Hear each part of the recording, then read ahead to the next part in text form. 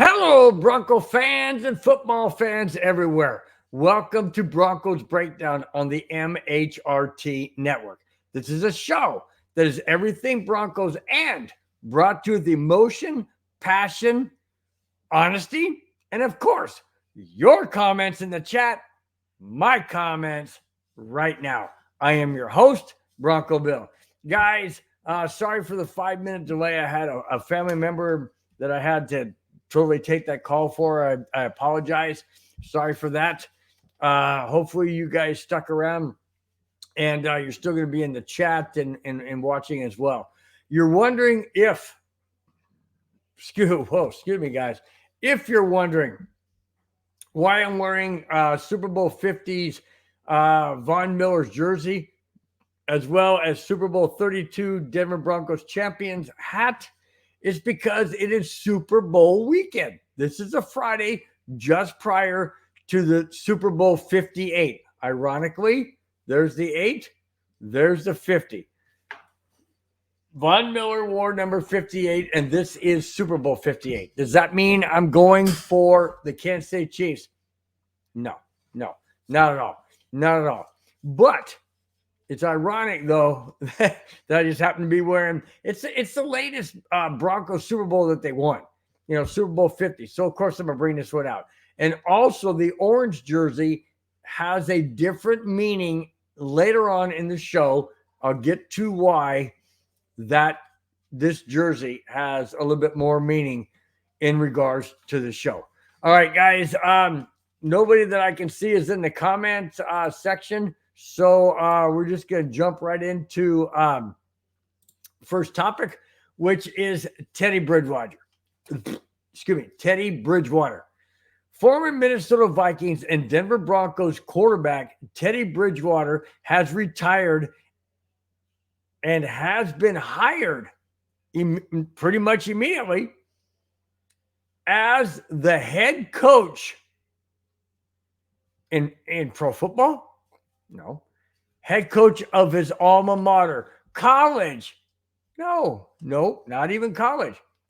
Teddy Bridgewater, according to Bleacher Report, Teddy Bridgewater has been hired as head coach for his high school team, Miami Northwesterns. Congratulations to Teddy Bridgewater. Really, sincerely, congratulations to Teddy Bridgewater. I mean, the guy played in the NFL. He had some really good seasons. He wasn't an outstanding quarterback, but he wasn't a pathetic quarterback. He played for the Vikings. He did quite well. Played for the Broncos, and he filled in and did quite well. People want to say, he wasn't this, he wasn't Peyton Manning, or he wasn't John Elway, he wasn't Joe Montana, he wasn't John Unitas, he wasn't Brett Favre, he wasn't Patrick Mahomes. Who cares? When you make it to the NFL, and I know I'm going to hear a whole lot of stuff from different people, I understand that and I get it. But not everybody is the elite of the elite. They're not. You can't be the elite of the elite all the time. It just doesn't work that way. But Teddy Bridgewater did what Teddy Bridgewater had to do, and he had some really good games. And to sit there and say, well, maybe he doesn't deserve to be head coach of his high school. Why not? Can you imagine being a football player on that high school football team, knowing you're being coached by an NFL quarterback, former NFL quarterback? My gosh, man, I would love that for my grandson. My grandson plays baseball. Julian plays baseball. And I would absolutely go nuts if, let's say, I don't know. I mean, he loves playing second base. So let's say if there was a, great second baseman, Ryan Sandberg. Let's say Ryan Sandberg. I'm a big Cubs fan, so I'm going to name Cub players. So let's say Ryan Sandberg, was there and was coaching my grandson. You think I wouldn't lose my mind? Of course I would. I just think it's fantastic that, these guys have the opportunity. and for Teddy Bridgewater to go back to his high school where he played and now be the head coach of that football team, I think that's absolutely phenomenal. Love it. Absolutely love it. 100%. No doubt about it. Think it's great. Why not? Why not? Why not give back to where he first started? I mean, really. I go back sometimes to where I started. I stay in contact with the people. I don't physically go back there, but I stay in contact with the people that, I worked with and then helped me along. I think it's fantastic. Okay. Mike Grable. Mike Grable was released by the Tennessee Titans. Okay. And a lot of people thought he would land a head coaching spot like that. Nope. Listen to this. This is very interesting. And it kind of, well, I'll throw it out there. You guys tell me what you think.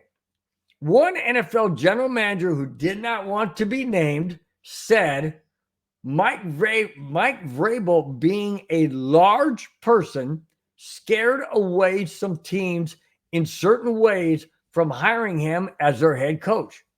I've never heard of that.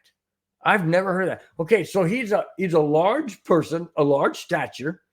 He's got, maybe a presence about him that scares some people. Well, let me continue. Listen to this.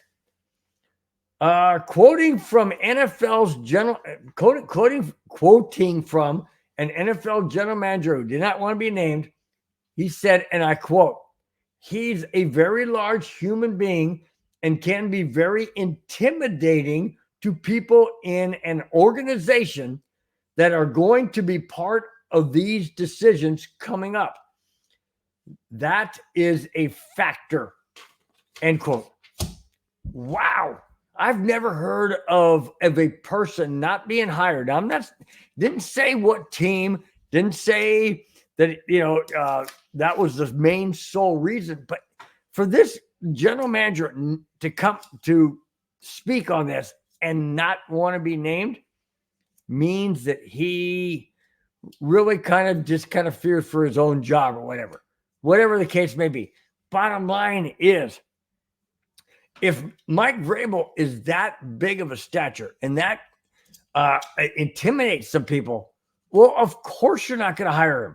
Because if you're in a meeting about, whether you're going to hire this guy or whether or not you're going to draft that person or cut this person or bench that person, whatever, and Vrabel gets in your face, are you not going to want to back down?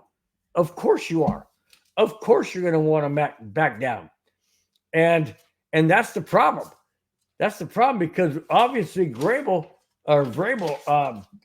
has that kind of stature and that kind of way about him. And that can scare a lot of people away. And I don't blame him. You gotta have a very cohesive working relationship. You can't have somebody overpowering you in stature and maybe just physical presence. Just maybe physical presence. Okay, guys, we are into what I like to call the jackass of the week. Here it is.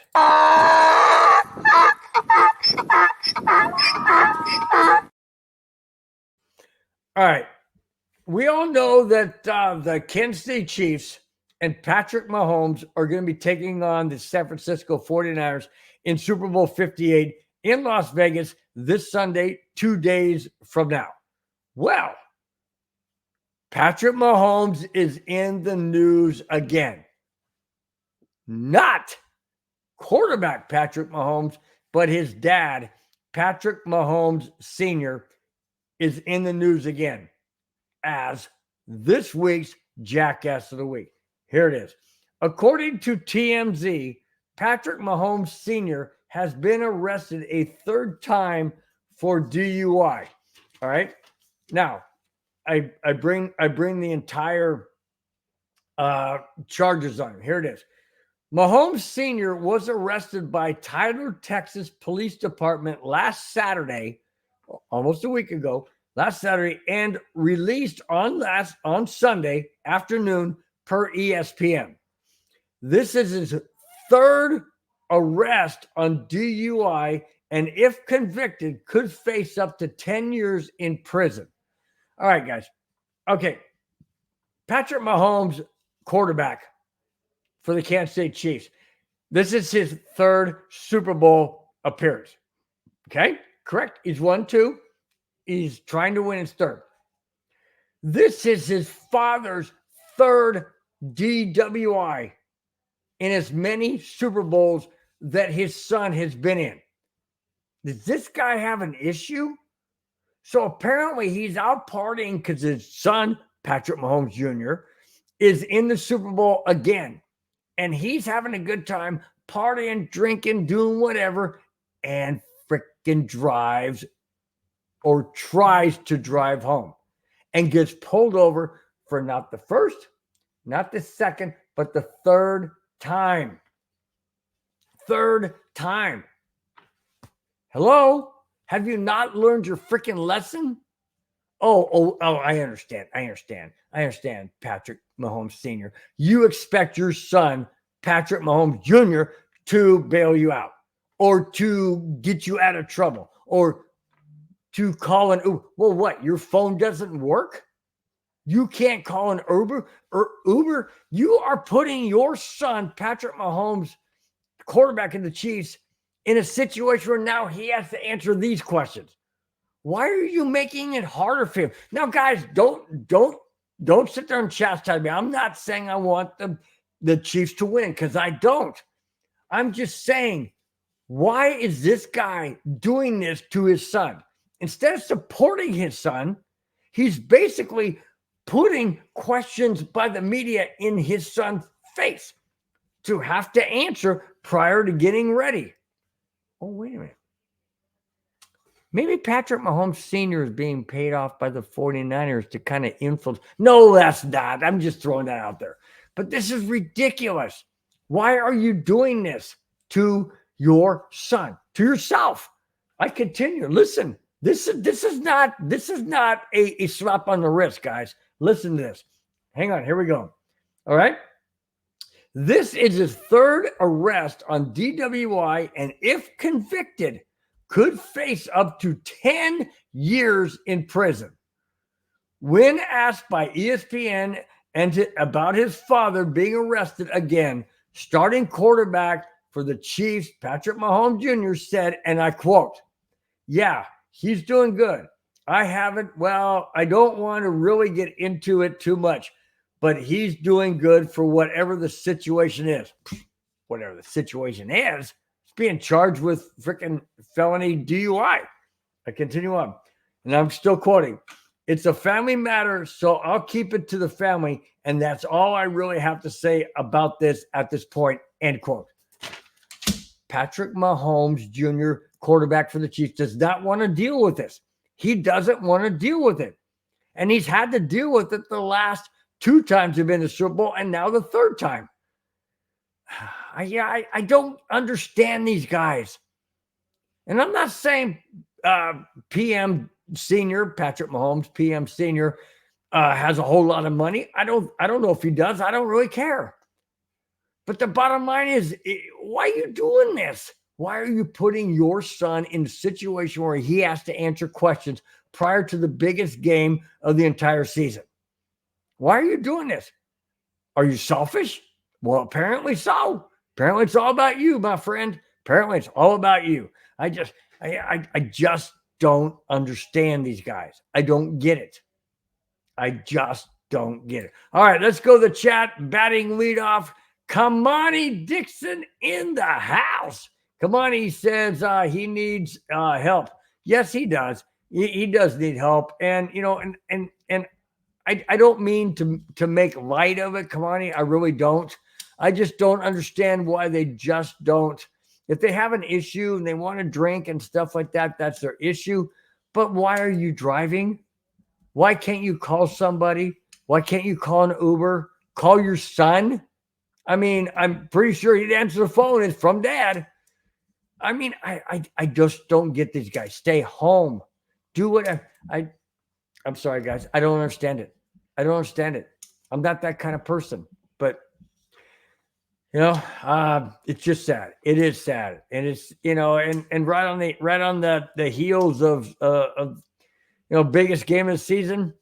Pretty sad. All right, Kamani also chimes in and says, uh, he stunk on stupid and park on dumb. Yeah, that's pretty close. He's stuck on stupid and parked on dumb. Yeah, you're right. Absolutely right. No, I mean, no other way to look at it, right? No other way to look at it.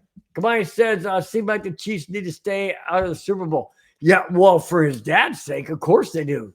Kamani, of course they do. For his dad's sake, that's probably the best thing. That's probably the best rehab he could ever get, is not get to the Super Bowl. Unfortunately, Chiefs are too good to stay out of the Super Bowl. All right, the topic of the show is Randy Gradishar in the Hall. Randy Gradishar from 1977 Orange Crush team is finally, and if you look down below, my name, Bronco Bill, it says finally Randy Gradishar is in the Hall of Fame. Okay, this is way, way, way overdue. Way overdue. Not just for Randy Gradishar, but for Tom Jackson, for the other Bronco players that were on that Orange Crush team. I'm talking about Dennis Smith, or what's the other guy? Dennis Smith and God, I can't remember the name, but there's a lot of guys on those Broncos Orange Crush teams. And that's why I'm wearing orange again. Orange Crush. And I know it's a different uniform, okay, but still orange, okay? And this goes out to Randy Gradishar. When I think of number 53, I think of Randy Gradishar. I also think of Bill Romanowski, but I think of Randy Gradishar first. Randy Gradishar, long, long, long overdue for the Hall of Fame, has finally made it. Cannot wait to see a speech in Canton. It's going to be amazing. And it's just, I don't understand why it's taken so long. We had Floyd Little in the Hall of Fame prior to the Orange Crush. We've had players after the Orange Crush in John Elway, in Shannon Sharp, in Terrell Davis, amongst others that have made it to the Hall of Fame after the Orange Crush. Why has it taken so freaking long for the Broncos players to be recognized for that amazing team that they had with the Orange Crush defense? It was spectacular. It was amazing. The Broncos' very first Super Bowl in 1977, after they defeated the then Oakland Raiders and John Madden, to make it to the first Super Bowl, which I know they lost to the Cowboys, but they made it. That was an amazing team that has never beaten the Raiders like that. The Raiders owned the AFC West, and the Broncos took them down. It's taken this long for somebody from the Orange Crush defense to get recognized. Hats off. Hat freaking off to Randy Gradishar for making the Hall of Fame finally. Finally, the Hall of Fame committee got it right. Eventually, they got it right. Thank goodness. Because Randy Gradishar, amongst many others, definitely deserve to be in the Hall of Fame. Absolutely deserve to be in the Hall of Fame. All right, let me read this real quick before I get to the chat. The Hall of Fame inductees will be formally announced at the NFL Honors Program, which they did. Randy Gradishar was named as a Hall of Fame finalist, Hall of Fame inducted to Hall of Fame. He has waited way too long, and it's about time he was enshrined. And my point being is this. The Broncos, it says Denver Broncos' first bronze bust in the Hall of Fame from the iconic 1977 Orange Crush defense will be enshrined. It is about freaking time. About time. There's no need whatsoever for these guys to be left out. None whatsoever. It's to me mind-blowing that it's taken this long. I mean, other players, other players from other teams that didn't make the Super Bowl have been enshrined. It's just, thank goodness Randy Gradishar broke the mold, kicked the door in, slammed it shut, and said, I am in, baby. I am in. Congratulations, Randy Gradishar. You and a host of other Orange Crush defensive players definitely need to be in the Hall. Thanks for kicking the door in. Thanks for being in the Hall. Can't wait to see your bust and your speech and hear your speech in Canton, Ohio. Can't wait. All right, here we go. Back to the chat, guys. Let's see. Clayton Huron in the house, batting second in the chat. Clayton Huron says, hey, Bill. I say, hey, Clayton, what's happening, my friend? Clayton also says, smash that like button and share, guys. Absolutely. Best way you guys can help out this show, help out any show on the MHRT network. Hit the likes button, hit the thumbs up. That lets everybody else know when they go to that particular video or podcast or whatever, they see the thumbs up and they know that other people like the show. Please do that. It costs nothing, but it helps out tremendously. You guys are the backbone, like I've said before. Please show that backbone spirit and hit the thumbs up. I greatly appreciate it. All right. Clayton also says Denver Broncos for life. Absolutely. Follows it up by saying, go 49ers, baby. I say, yep, I agree. There's a lot of Bronco people that are on the 49ers, a lot of Bronco associations with, like you have Christian McCaffrey. He never did play for the Broncos, but his dad, Ed McCaffrey, did. And Ed McCaffrey's got a Super Bowl ring as a member of the Broncos in Super Bowl 32 and 33, I think. I think he was on a team in 33. I could be mistaken. I know he got 32, and he would love to have his son have a Super Bowl ring as well. So I totally agree. And there's Clayton Huron saying, thumbs up, thumbs up, thumbs up, thumbs up. Love it, love it, love it, love it, love it. Thank you so much, Clayton. Always appreciate your support, as well as Kamani Dixon and others. Really do appreciate it. All right. This is an interesting fact. Very interesting fact. Since 1960, the first year of the Denver Broncos, 48 quarterbacks have been drafted by Denver. Only one has won a playoff game. Can you guys name that player that the Denver Broncos, that quarterback, I should say, that the Denver Broncos drafted since 1960 that has won a playoff game?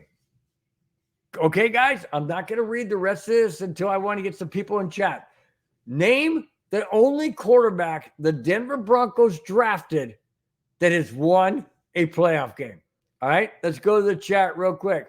Clayton Huron says, man, bud, on my other pod, it's been 1 year today. Absolutely love all the show. Wow, thanks, Clayton. Really do appreciate it, man. Thank you so much for being part of the show for an entire year. I gotta give out some kind of reward for people who've been on the show for a year, 2 years. So I'm going to come up with something like that. I'm going to come up with something like that before next football season, and I will hand out things for when people have been on the show or been, part of the show and in the chat and stuff like that, to hand out for for being supportive for the entire show. I think it's amazing.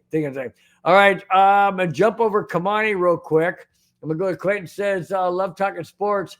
Man talked and just about life too. Love it. I agree, Clayton. I totally agree with just enjoying the people in the chat, enjoying what they have to say. Love the neighborhood, all that kind of stuff. Just absolutely love it. Okay, the answer to my question is, who is the only drafted quarterback the Broncos have drafted that have won a playoff game as a Denver Bronco? Answer, Kamani. Ding, ding, ding, ding, ding, ding, ding. Kamani Dixon wins the prize. Sorry, Kamani, I don't have anything to give you right now because I haven't thought of it. But Kamani Dixon says Tim Tebow. He is 100% absolutely right. Here it is. The only quarterback drafted by the Denver Broncos, Tim Tebow has won a playoff game. Other Bronco quarterbacks have won playoff games, but they were not drafted by the Denver Broncos. Wow. John Elway won. He wasn't drafted. Oh, yeah. People say, well, wait a minute. No, we drafted John Elway. No, we didn't. The Colts drafted John Elway. We traded for John Elway. We traded for Peyton Manning. Now, we did draft Brock Osweiler, but he didn't win a playoff game. People go, yeah, we did. We beat the Chargers. No, that was a non-playoff game. That was a game, a season game. That was not a playoff game. Neither was a Patriots game that we won so that we would get home field advantage. That was not a playoff game. The question was playoff game. And the only quarterback drafted by the Denver Broncos that's ever won a playoff game was Tim Tebow. And how amazing was that game against the Pittsburgh Steelers with Demaryius Thomas catching that pass, 80-yard catch and run. Amazing. Absolutely, man. I still can't believe Demaryius Thomas is not around. I really can't. I can't believe he is not around. Wow. I would love to see DT in the Hall of Fame. I really would. I would love to see DT there. I don't know if he has enough years. I don't know if he has enough accolades, whatever. But in my opinion, DT needs to be there. Just my opinion. Just this guy's opinion. Yep. There it is. Kamani Dixon says he beat the Steelers touchdown to number 88, Demaryius Thomas. Absolutely correct. And I don't know if I've mentioned this to you guys before. I did not see that play live. I watched the entire game, and my dog had to go to the bathroom, and it was a kickoff. Okay, it was a kickoff.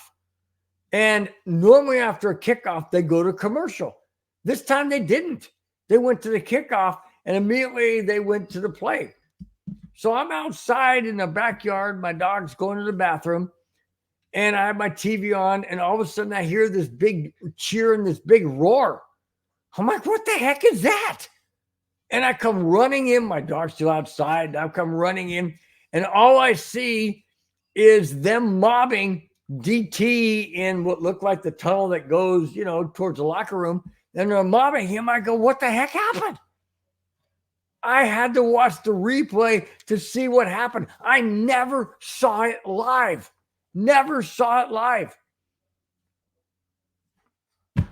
I recorded it. I watched it recorded numerous times, like I have to this day, seen that play over and over and over again, but I never saw it live. I never got to experience the exuberation of seeing it for the first time. Once I knew that Denver won, I'm watching, I'm like, oh my gosh, that's fantastic. But I didn't have that elation that I would have had I seen it live. And to me, it was kind of like a letdown. I was excited we won the game, but I was let down because I'm like, golly, I didn't see it live. Should I have let the dog go to the bathroom in the house? Hindsight 2020? Yeah, most likely. My wife would have killed me, but hey, what can I say? I didn't see it live. My gosh, that was amazing. Yeah, Tim Tebow, the only drafted Broncos quarterback out of 48 quarterbacks the Broncos have drafted. Only Tim Tebow, who John Elway never liked. I was hired by Josh McDowell. John Elway never liked it. One of my favorite quarterbacks of all time, Tim Tebow, Jake Plummer. Love those two guys. Absolutely love those two guys. And yeah, Jake Plummer won a playoff game, but he wasn't drafted by the Broncos either. He came over from the Cardinals. So you see, maybe Josh McDowell does know something. I know, guys, don't throw tomatoes at me. I'm not saying, Josh McDowell is all that. But I love Tim Tebow. Absolutely love Tim Tebow. All right, I'm going to move on. Okay, AFC West. The AFC, this is also interesting.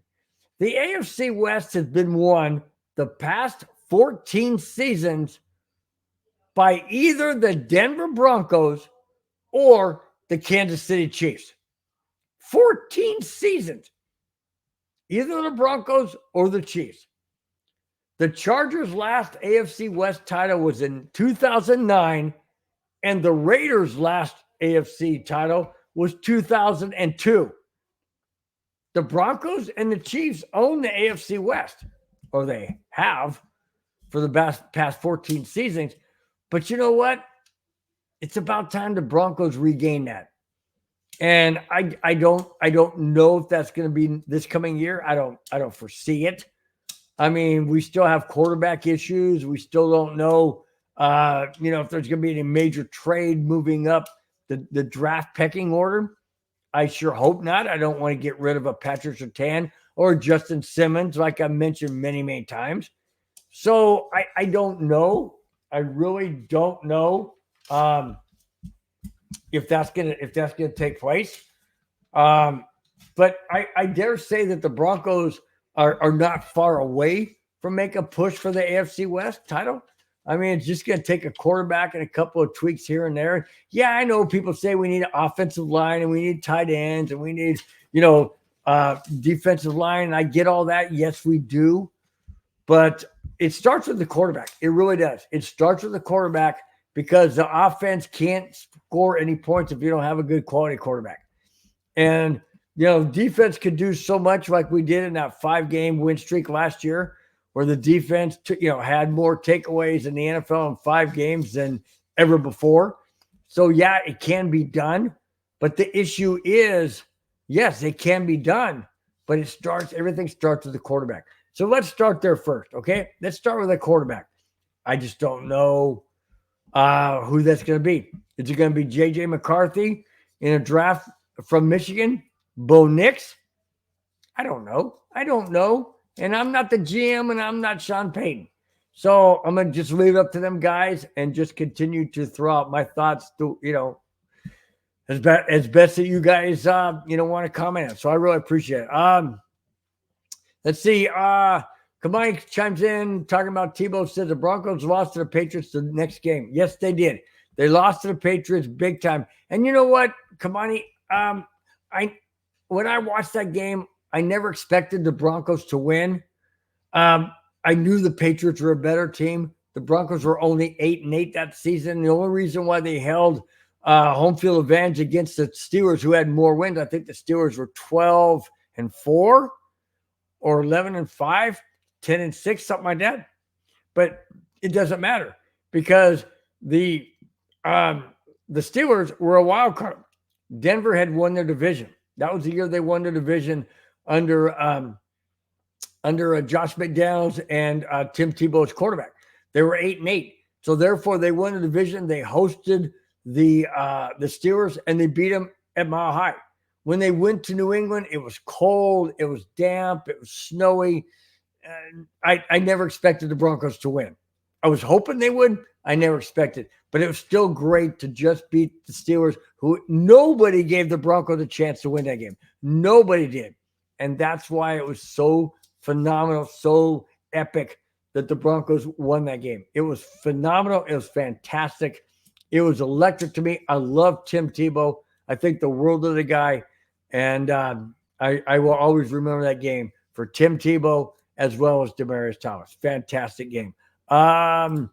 Kamai Dick says we should have had the West this year. Yeah, we should have. We really should have. Well, we lost to the Jets. We lost to the Patriots, who we never should have lost to. We lost to the Commanders, which you never, we lost to the Redskins. Commanders, we never should have lost to. And we lost to the Raiders the first game of the season. That's 4 games right there. Now you take the 8-4, that's 12. We should have been 12-5. We should have been 12-5. We should have won the division. No doubt about it. No doubt about it. But what can you say? I mean, I could go back to sabotaging the offense, which I've said many times. I still sometimes think that's the case in certain situations. How else do you lose to the Patriots? How else do you blow a huge lead against the Redskins? Commanders. How else do you blow that lead? How else do you lose to the Raiders? By 1 point.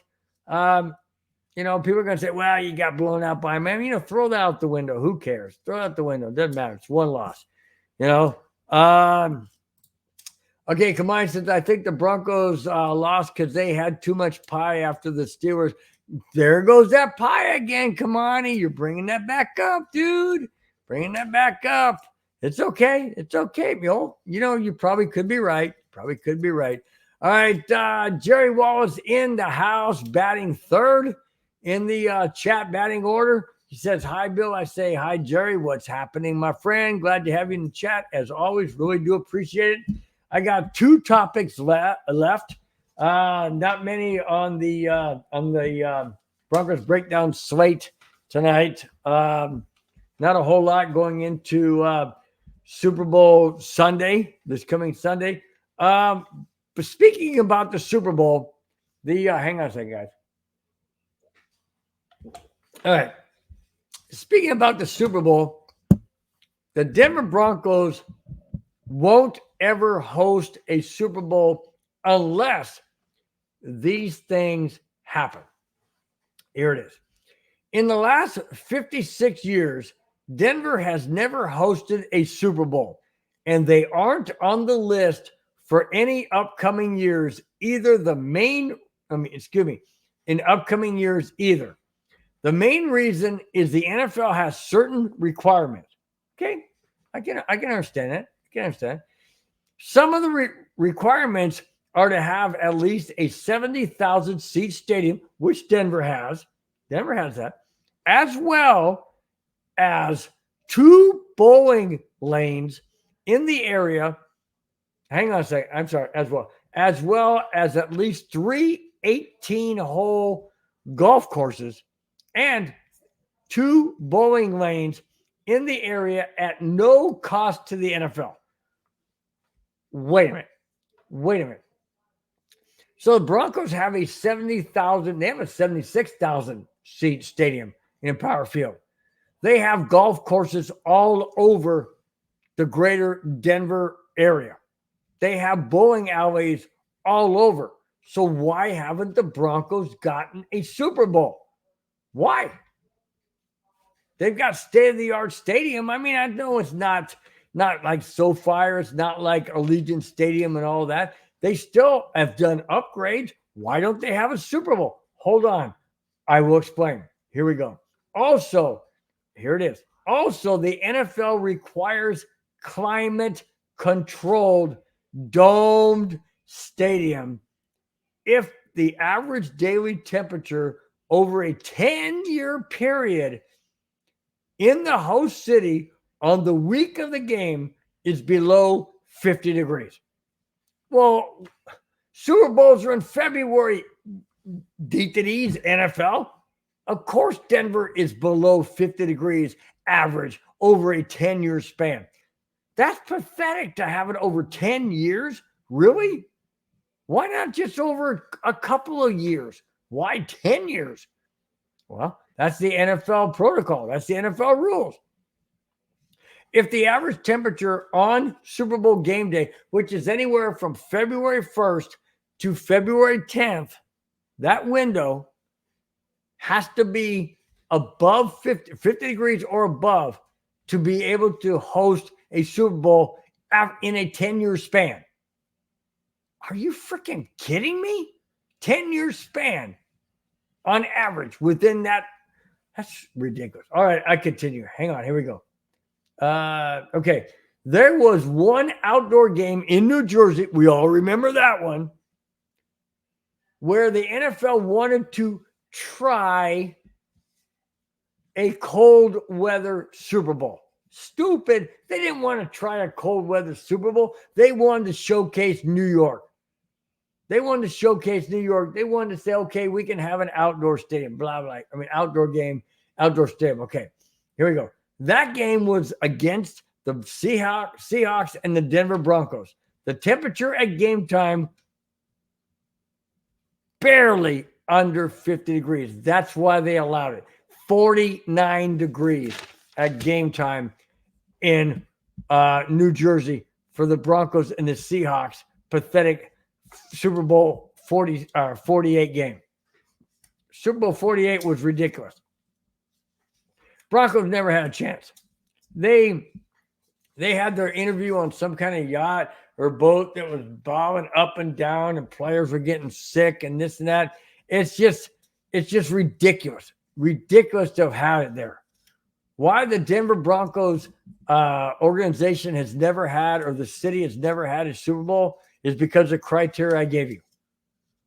If the Broncos build a dome stadium, if the Denver Broncos are really wanting to have a Super Bowl, organization, the ownership, the Walton Penner ownership group really wants to have a Super Bowl, they will build a stadium with a dome. And I say build it with a retractable roof. Why not? You can have the elements during the season when it benefits you, whatever. Have it there. Close the dome or close the roof when you don't want to have the elements. Or it's too freaking hot or too freaking cold, whatever. Close it up. Have a retractable roof. But Denver, let's get a Super Bowl in the Mile High City. It would benefit the Broncos greatly. It would benefit the city. It would benefit the state. It would put the Broncos on the map, so to speak. And I understand you got to have hotels and whatnot around. They have that in downtown. Am I saying that they to build a dome stadium where Mile High is now? I'm not saying that. I'm just saying wherever they build it so that you have infrastructure around to support the stadium when it's not football season. To have other things in there like motocross or concerts or whatever. But make it a place where people want to come. People want to spend their money, where people want to be part of Denver, greater Denver area, the greater Colorado area, and bring Super Bowls to the Mile High City. Why not? It's a beautiful place. I've been to Denver. I've been to Colorado Springs. I've been to Fort Collins. I've been in downtown. Love Colorado. Absolutely love it. My heart is in Colorado. When I stepped into Colorado ground and was on there, my heart felt I am home. Just like the song says from John Denver, Rocky Mountain High. He was born how's it go? He was born in his 27th year, coming home to a place he'd never been before. I'd never been to Colorado, but once I stepped foot on Colorado soil, I knew I was home. My heart was home. I knew I was home. And I want the Broncos and the city of Denver and the state of Colorado to have a Super Bowl hosted in Denver. How great would that be? And it would be even icing on the cake if the Broncos were in that Super Bowl and eventually won it. That would be icing on the cake. Absolutely icing on the cake. Okay, Kamani, you cannot go there. Kamani says, Bill, your heart's in San Diego, California. No, my heart's not in San Diego, California. My heart's not even in California. I grew up in Southern California, yeah, in Chula Vista area, south of San Diego. It's a suburb of San Diego. I grew up there. I've lived there, for 20 some odd years. Then I moved north to Escondido, California, which is still in San Diego County, but it's north of San Diego City proper. Then I moved from Escondido to a place called Temecula, California. It's northeast of San Diego and southeast of LA. And that's where I'm at now. I've been here for 17 years. So to say my heart, Kamani, is in San Diego, no, it's not. But I do, obviously I have roots. Obviously I have roots there, but my heart is in Colorado. It really is. I love Fort Collins. I would love to live in the greater Fort Collins area or Windsor or somewhere around there. That's where I'd really like to live. But I'm here. I'm here still in California. So I don't know. My grandkids are here. My son, daughter-in-law are here. Probably not going to go anywhere anytime soon, but who knows? Kamani also follows up by saying, see, you can't get away from San Diego. I can't. I'm trying. I mean, I'm an hour and 20 minutes northeast of San Diego. So, yeah, it takes me a bit to get down there. Don't really have any reason to get down there anymore. So, what can I say, guys? What can I say? All right. I am heading to the very last topic of the show. Wow. I've only gone 45 minutes of this show. I knew there wasn't that many topics, but really wanted to still make it a really good show. Really glad to have you guys in the chat. Really do appreciate it. Like, hang on a second. Like Clayton Huron says, please hit that like button. Really do appreciate it. It shows so much that you guys enjoy the show, and it means a lot to to moving forward on people enjoying the show and wanting to watch it. All right, this is the official last topic of the show. Here it is: Super Bowl 58, 49ers and the Chiefs. Here it is. Kansas City Chiefs are in the Super Bowl again, seeking to go back-to-back after beating the Eagles last season. The last time the 49ers were in the Super Bowl, they faced, you got it, the Kansas City Chiefs. Kansas City ended up winning that matchup 4 years ago. Will this year's Super Bowl be any different? I have this game being really close. Final score? I'm not going to tell you until I explain why I think it's going to be a close game. The reason why I think it's going to be a close game is twofold. One, you have Patrick Mahomes, who's coming off of a Super Bowl championship and MVP of last Super Bowl against the Philadelphia Eagles. Okay? Now, you have the 49ers who are hungry. You have Christian McCaffrey. You have a lot of Bronco connections on the 49ers. You have Christian McCaffrey, who's the son of Ed McCaffrey, who was the Broncos wide receiver in Super Bowl 32 that won the Super Bowl in San Diego. And you also have John Lynch, who is the general manager of the 49ers, and he was on the Denver Broncos team. He didn't win a Super Bowl with the Broncos, but he won a Super Bowl with Tampa Bay. So he's a Super Bowl champion. You have Ed McCaffrey, Super Bowl champions, passing on that knowledge down to his son, Christian. Now, Ed McCaffrey said earlier, and I heard this on an interview on YouTube, where he said that there's nothing else he can tell his son that his coaches aren't already saying. He talks to him every day. He encourages them. They don't really talk about football. And John Lynch Ed McCaffrey is totally okay with that. Ed McCaffrey says, hey, my son has to do what he has to do. He said, I can't do anything at this point in time. I'm not playing. He is. You have John Lynch, former Bronco. You have Ed McCaffrey's son, Christian McCaffrey, running back for the 49ers. You have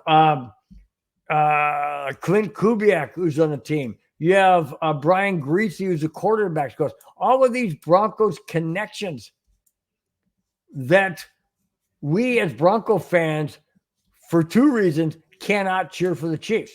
We can't, because the Chiefs are in our division. We don't want Patrick Mahomes to win 3 Super Bowls. No, we don't. We don't want that at all. And we have Bronco connections on the 49ers. Am I a 49er fan? No. Do I like the 49ers? No, I don't like the 49ers. Absolutely not.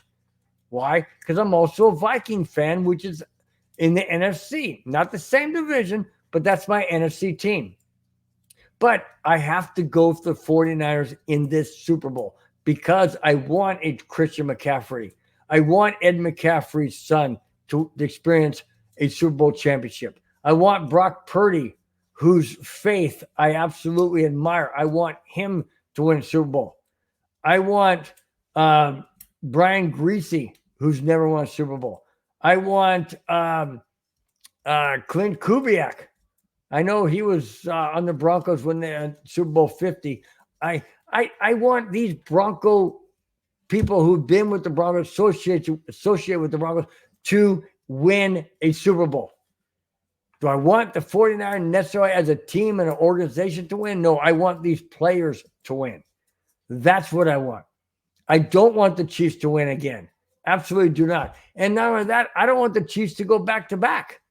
I know people saying, well, they went back to back before because they won Super Bowl I, they won Super Bowl II, or something like that. No, was it the Packers? Packers went back. Anyways, whatever. I don't want them to go back to back. I don't.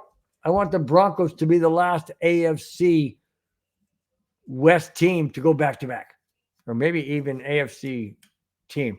Anyways, I don't want them going back to back. I don't like the Chiefs. I don't like Patrick Mahomes. I know he's a great quarterback. I don't care if he was on the Broncos. Yeah, I would love him, but he's not. So I don't like him. I don't like Travis Kelce. I don't like the whole freaking Taylor Swift crap. I really don't. Come on. Really? Taylor Swift, get out of here, man. I don't want to see any of that stuff. Come on, this is all Hollywood scripted. I don't want to see it. I don't want to see it all. No, Kamani, I am not a Niners fan. No, I am not. Bill is not a Niners fan. No, I'm not. I'm not a Niners fan.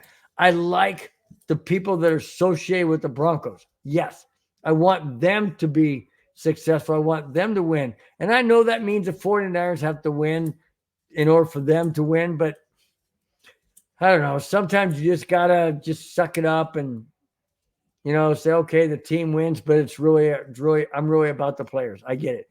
Kamani says Chiefs 31. Excuse me. Kamani says 49ers 31, Chiefs 27. Okay. All right. All right, guys. That's one prediction. Kamai says 49ers 31, Chiefs 27. I say a little bit closer than that and a little bit lower than that. Here is my prediction. Not that I necessarily want this to happen, but this is my prediction. Only based on the fact that the Chiefs have been there more times in the last 5 years, more times in Super Bowl in the last 5 years than the 49ers have. Kyle Shanahan has never won a Super Bowl. Kyle Shanahan didn't beat the Chiefs 4 years ago. Not buying the fact he's going to beat the Chiefs this year. Here it is. My prediction, not that I want the Chiefs to win, but here's my score for Super Bowl 58 this coming Sunday, 3:30 Pacific time. Here it is. Kansas City 26, 49ers 21.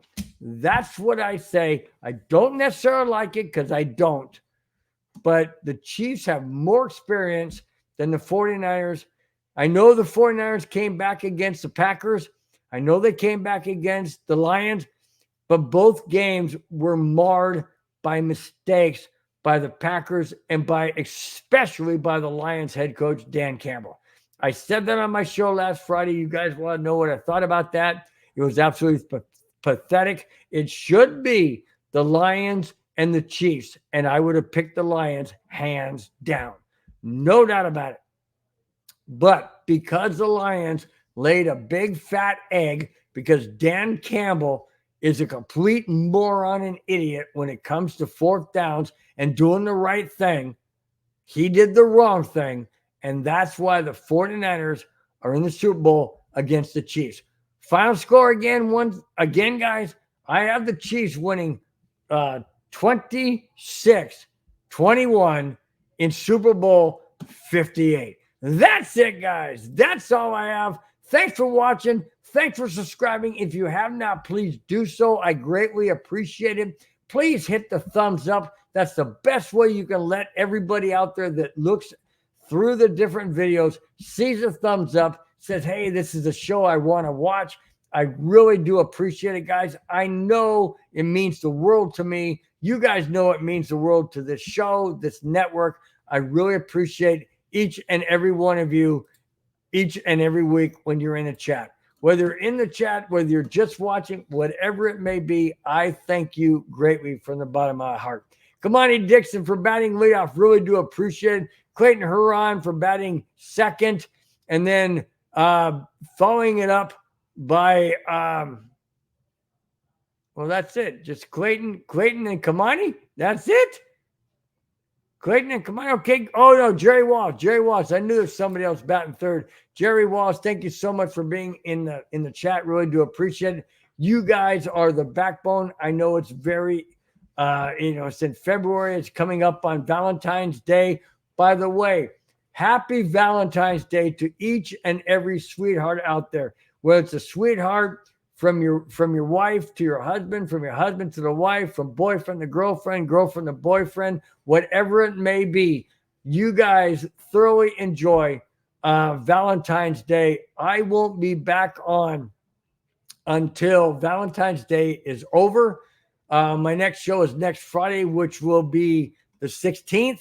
Valentine's Day is on the 14th. You guys do the right thing. You women do the right thing. Treat your loved one with absolute hugs, kisses, and Valentine's, whatever that may be. You guys, thanks again so much for tuning in. I know it's a busy weekend for you guys. It's a busy week coming up. Thank you guys so very, very much for being here each and every Friday. I appreciate it greatly. You guys are the best. Till next Friday, happy Valentine's to each and every one of you out there. Hats off to all the ladies and the gentlemen that treat their loved ones with respect. Guys, till next Friday, take care. Bye-bye. Fast lane when I pass in the street, bag of money in the passenger seat.